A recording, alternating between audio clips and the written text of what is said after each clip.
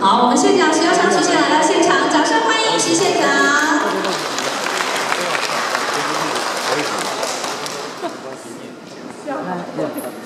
叶也有来，叶要不要一起过来这边做？遨游书海大森林船104年度文状元选拔竞赛记者会正式开始。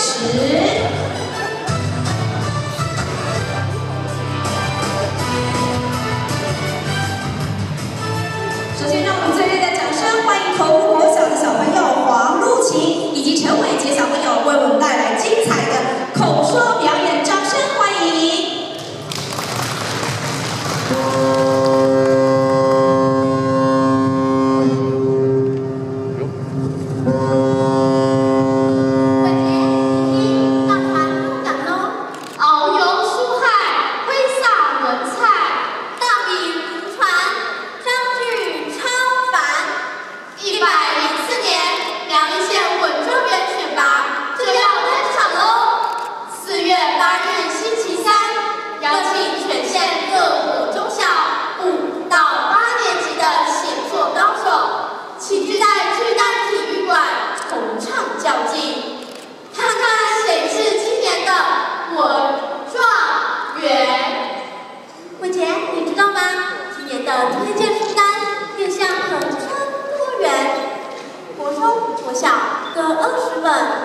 内容都很精彩，很值得一看哦。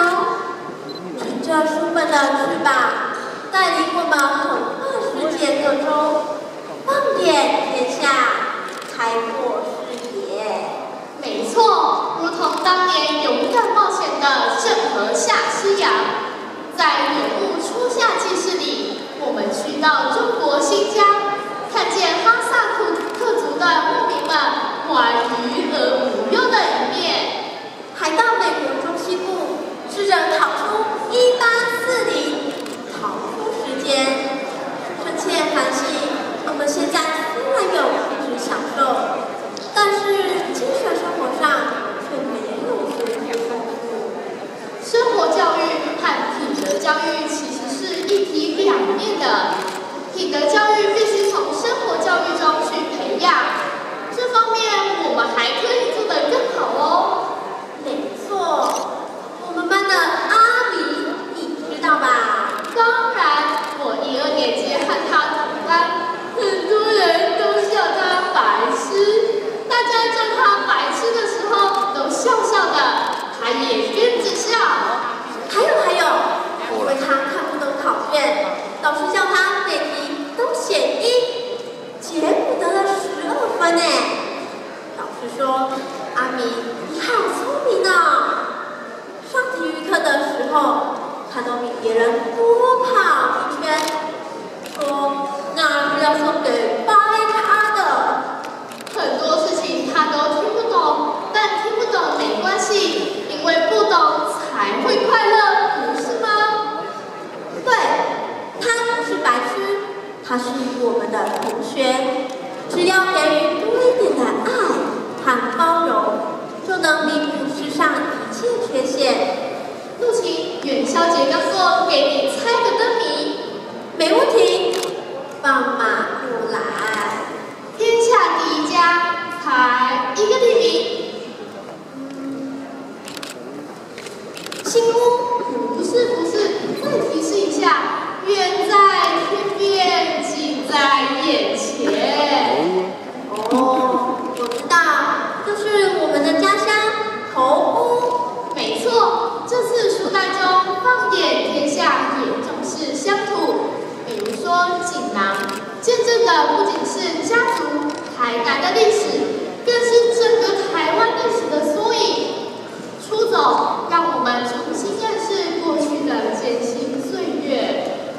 看完这本书，我觉得即使我长大了，依然会带着阿公辛苦采茶的回忆，带着长辈们对头屋故乡源源不断的热情出走，发自内心以这个农村为荣。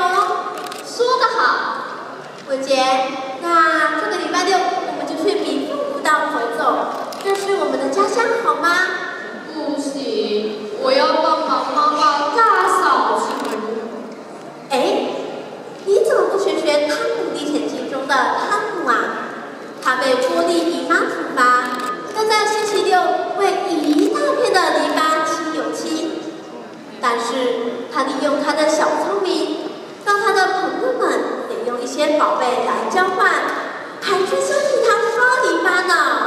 是啊，我好佩服汤姆哦。